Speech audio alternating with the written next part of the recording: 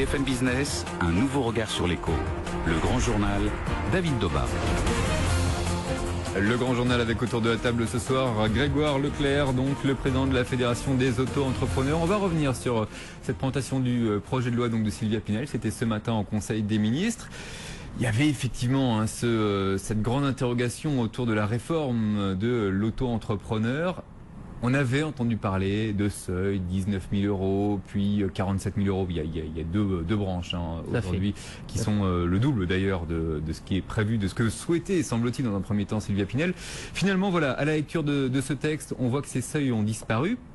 Pour le moment, vous allez me dire, est-ce que c'est de nature à vous satisfaire ce soir, en l'état actuel des choses? Alors ce soir, en l'état actuel des choses, ils ont partiellement disparu du projet de loi puisqu'ils ne sont pas inscrits noir sur blanc dans leur montant.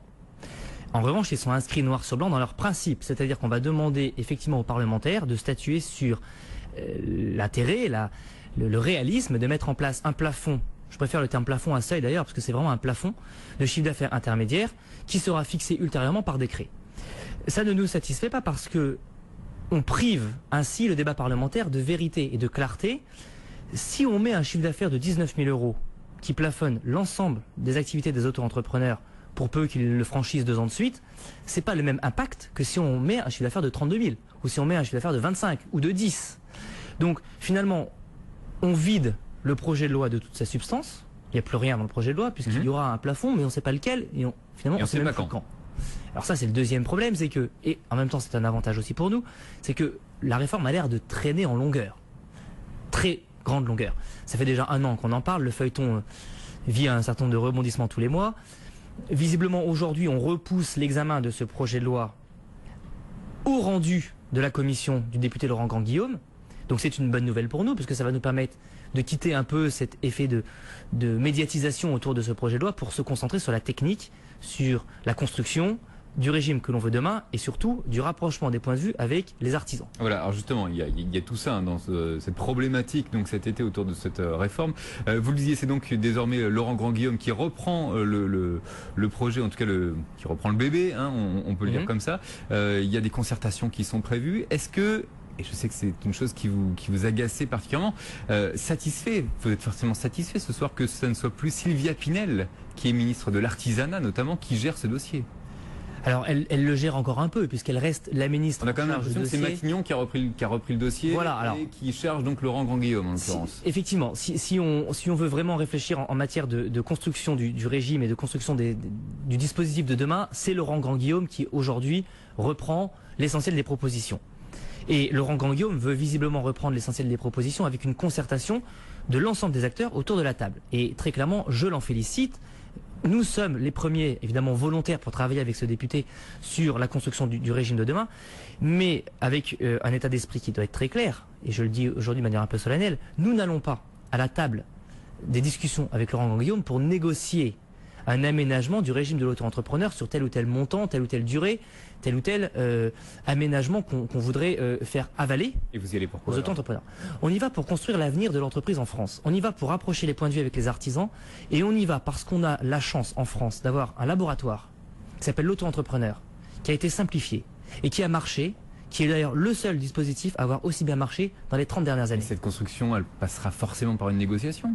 Non, parce qu'en réalité, pourquoi devrions-nous systématiquement en France vouloir rogner ce qui marche bien pour complexifier ce qui marche bien? Parce que ça semble être une volonté du gouvernement. Alors peut-être que les entrepreneurs entre eux peuvent s'entendre, c'est un peu notre souhait, sinon c'est que mettre dos à dos, renvoyer dos à dos les auto-entrepreneurs contre les entrepreneurs des autres régimes, ça n'a aucun sens. C'est pas comme ça qu'on va tirer la création d'entreprises et la création d'emplois vers le haut. Ce qu'il faudrait, au contraire, c'est s'inspirer des bénéfices du régime de l'auto-entrepreneur, de ce qui a marché, notamment dans la simplification et dans le calcul des charges sociales, qui est le point fondamental, pour en faire bénéficier l'ensemble des régimes d'entreprises individuelles. Et là, je crois qu'on a un terrain d'entente avec les artisans, avec l'ensemble des entrepreneurs individuels, pour leur faire bénéficier de cette simplification administrative. Je rappelle d'ailleurs que c'est un des grands chantiers du quinquennat de François Hollande. Le CIMAP a été construit pour ça. Laurent Grandguillaume a très clairement comme lettre de mission de travailler à l'ensemble des simplifications de l'entreprise individuelle. Il n'y a pas de raison qu'on casse le régime de l'auto-entrepreneur au prétexte qu'il est trop simple, alors qu'on pourrait faire bénéficier à tous d'une vraie simplification.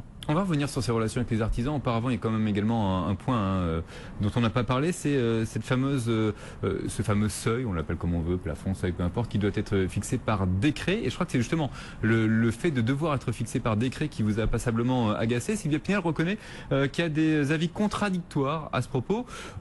Aujourd'hui, est-ce qu'on peut tout de même parler de légère reculade de la part du gouvernement sur ce point précis ?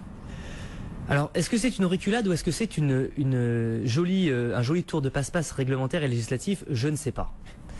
Ce qui est certain, c'est que fixer ça par décret...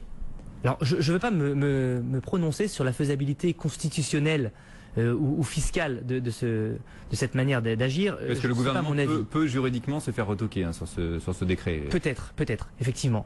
Mais ce qui est certain, c'est que le fixer par décret donne plein pouvoir au ministre en charge du dossier pour, encore une fois, fixer le montant qu'il souhaite. Et ça, c'est pas de nature à instaurer la confiance. Pourquoi? Parce que finalement, si le Premier ministre qui vient rechange les montants, puis celui d'après rechange encore les montants, on s'en sortira jamais. Ce dont on a besoin en tant qu'entrepreneur, d'abord et avant tout, c'est de stabilité. Si on pouvait inscrire une fois pour toutes noir sur blanc une règle d'or fiscale et sociale en France en disant les plafonds sont fixés à 32 000 €, ils ne bougeront pas pendant 10 ans.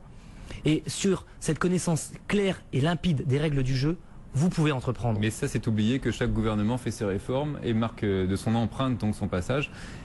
Jamais rien n'est fixé dans le marbre en France, on le sait. On change au gré des gouvernements. Oui, mais voyez-vous, en tant qu'entrepreneur, je le déplore profondément parce que ceux qui cassent la dynamique entrepreneuriale dans notre pays, c'est pas tellement la crise, c'est pas tellement la difficulté de trouver des clients. Ce qui casse la difficulté entrepreneuriale, c'est l'instabilité. Dans notre dispositif, il faut quand même le répéter, qui a 4 ans et demi d'existence, on a connu 11 évolutions réglementaires et législatives. C'est déjà énorme, c'est quasiment une évolution tous les 6 mois. Comment peut-on, sur ce terreau aussi instable, faire pousser des plantes vertes? C'est impossible. L'entrepreneur, il commence le 1er janvier avec un plafond de chiffre d'affaires à 32 600. On lui annonce le 15 août que finalement son chiffre d'affaires de l'année 2013 sera pris en compte pour le brider à 19 000. Mais comment voulez-vous qu'il ait envie d'entreprendre encore?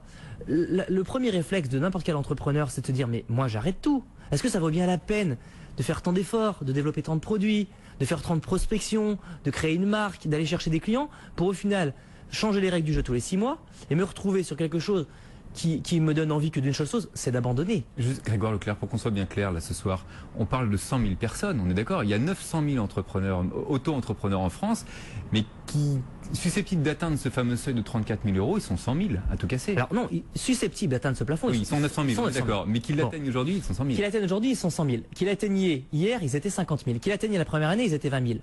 Ça veut dire que peut-être, rien que l'année prochaine, il y en aura 150 000 qui l'atteindront, voire 200 000. Et encore une fois, c'est ce que je me tue à répéter. Ce dispositif, il est jeune. Il est encore instable. On l'a déjà suffisamment fragilisé avec des effets d'annonce, des effets de manche, des effets de discours, plutôt que de privilégier la méthode. Même si visiblement ça n'a jamais empêché d'évoluer parce que voilà, on voit que le nombre d'auto-entrepreneurs en France est en constante augmentation. Alors oui, il y a eu c'est pas tout à fait vrai. C'est pas tout à fait vrai depuis 4 mois. Et c'est la première fois en 4 ans et demi. Depuis 4 mois, le régime de l'auto-entrepreneur perd en croissance, notamment de création d'entreprise.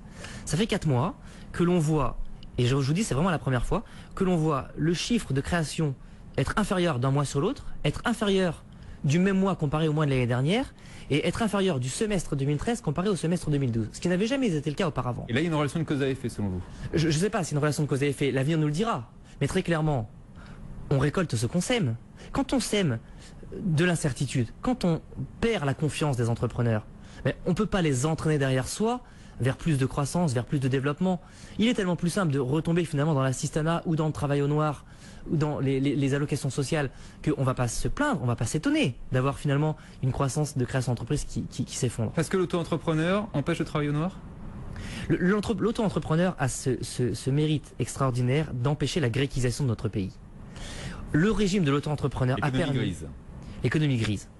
On a eu, on le sait, en 2009, 40 000 auto-entrepreneurs sur les 360 000 qui ont déclaré travailler au préalable au noir.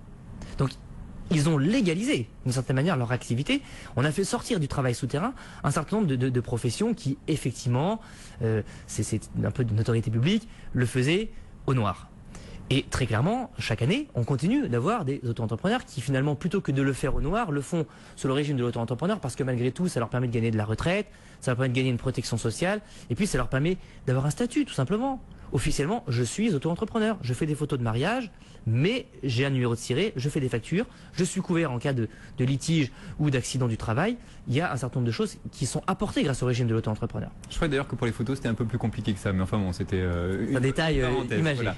On fait une petite pause, Grégoire Leclerc, on continue cette discussion dans un instant, on viendra notamment sur cette fiscalité. On verra si cette fiscalité de l'auto-entrepreneur est si avantageuse que cela par rapport à celle des artisans. C'est donc à suivre dans un instant. Business, le grand journal, David Daubin. Le grand journal qui s'intéresse donc ce soir à la réforme des auto-entrepreneurs, toujours en compagnie de Grégoire Leclerc, le président de la Fédération des auto-entrepreneurs. Alors dites-moi, il va falloir m'expliquer quelque chose, parce que selon les experts comptables qui ont fait une analyse, eh bien, il ressort que le régime des artisans est plus favorable que celui des auto-entrepreneurs, en tout cas à partir d'un certain montant déclaré. Concrètement, quelle est l'explication? Pourquoi dans ce cas-là se battre pour défendre un régime qui n'est pas si favorable que cela? L'explication, elle est très simple, elle dépend du volume de chiffre d'affaires que vous réalisez. Pour simplifier, quand vous réalisez un chiffre d'affaires entre 0 et 26 000 euros de chiffre d'affaires, vous avez un intérêt plus grand à être auto-entrepreneur parce que vos cotisations sociales et vos charges fiscales sont calculées sur la base de ce chiffre d'affaires. Et donc, vous en payez en moyenne un peu moins que si vous étiez au régime réel avec des cotisations forfaitaires déjà assez importantes. En gros, c'est 20-25% donc du chiffre d'affaires. C'est 23% du chiffre d'affaires sur le maximum. Quand vous arrivez autour des 20-25 000 euros, effectivement, il devient moins avantageux d'être auto-entrepreneur parce que les charges que payent les auto-entrepreneurs deviennent assez énormes puisqu'elles sont basées, encore une fois, sur le chiffre d'affaires. Et donc, il est à ce moment-là avantageux d'envisager une bascule vers un régime réel où vous allez payer des cotisations forfaitaires qui seront effectivement, on va dire, appelées plus vite, mais en revanche, plus faibles, plus basses. 3% du bénéfice cette fois-ci. Exactement. Alors, 103% du bénéfice, il y a un forfaitaire minimal qui est appelé malgré tout. Mais dans les deux cas, ce qui est important d'expliquer, c'est que il est plus intéressant de commencer comme auto-entrepreneur et il est plus intéressant de poursuivre sous un régime général. Voilà. Et donc, ce qu'on essaie d'expliquer à la ministre, c'est que cet effet de bascule qui se situe aux alentours de 25-26 000 euros, il ne peut pas se trouver aux alentours de 19 000, par exemple. Parce qu'à 19 000 euros, les charges forfaitaires étant tellement importantes, vous vous trouvez écrasé sous le poids des charges et votre entreprise n'est même plus viable. Voilà. Donc, on ne peut pas, en réalité, refaire un grand soir de l'auto-entrepreneur sur les plafonds, parce que ces plafonds n'ont pas été créés au hasard. Ces plafonds, ils ont été créés justement sur la base comptable d'une véritable rentabilité d'entreprise à 32 000 euros. Donc la solution, en gros, ça serait que ce fameux seuil, plafond, on l'appelle comme on veut, ce soit autour de 26 000 euros. Non, parce le gouvernement ne perdrait pas la face et vous seriez plutôt satisfait. Alors, en réalité, la solution, ça serait de le maintenir à 32 000 parce que... On imagine, dans un monde idéal.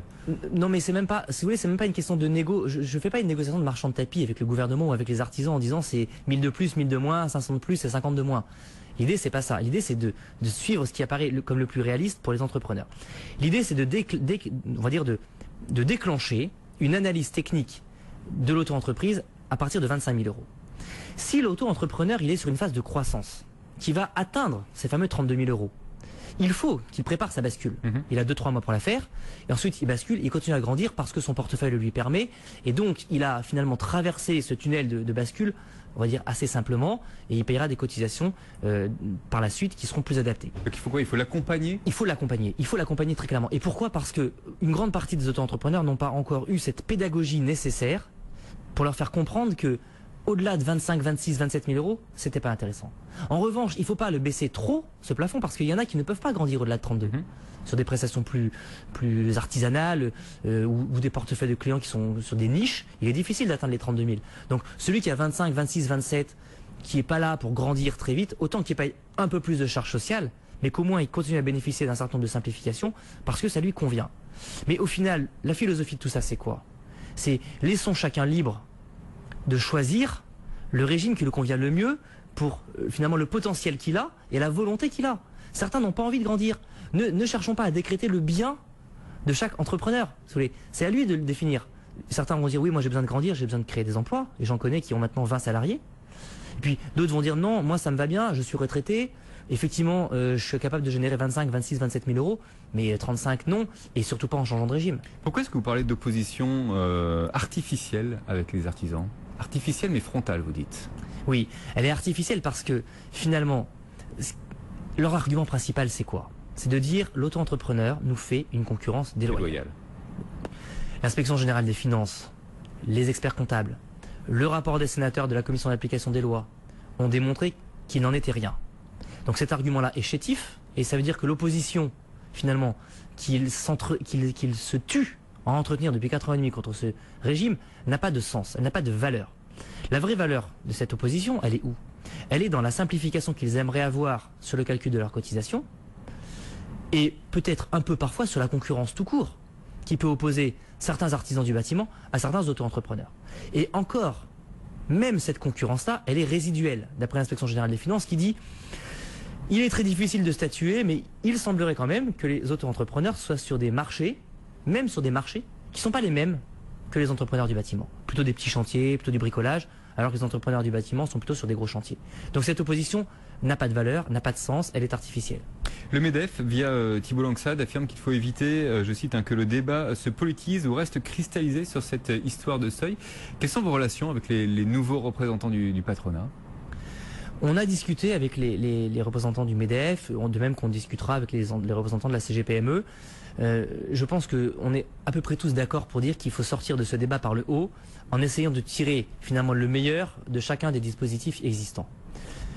Cristalliser ça autour d'un débat politique, ça n'a pas de sens, parce que c'est pas comme ça qu'on va aider les entrepreneurs à grandir, qu'on va aider les auto-entrepreneurs à se stabiliser, qu'on va arrêter cette incertitude assez insupportable qui pèse sur notre tête depuis maintenant 4 mois, 5 mois, j'ai envie de vous dire depuis 1 an. Donc il faut, avec le MEDEF, avec la CGPME, avec l'ensemble de ces acteurs, qu'on se retrouve autour de la table, qu'on ait un débat sérieux, et je pense que cette période de débat technique est vraiment la bienvenue, parce qu'elle va permettre d'avoir une réflexion vraiment globale sur l'entrepreneuriat individuel, en dehors finalement de ces effets de manche, de ces effets de communication, où chacun veut démontrer que le régime créé par le précédent pouvoir ou le précédent ministre était moins bon, ou était pervers, ou était mal constitué, ou était mal accompagné. On va passer sur quelque chose de technique, on va passer sur quelque chose de posé, de raisonnable, et je pense qu'on peut, avec le MEDEF, avec la CGPME, avoir un discours de construction qui vraiment tire vers le haut l'ensemble des entrepreneurs et soit vraiment bénéficiaire à tous. Merci beaucoup Grégoire Leclerc d'avoir été ce soir l'invité du Grand Journal. Merci pour vos explications. Je rappelle que vous êtes le président de la Fédération des auto-entrepreneurs.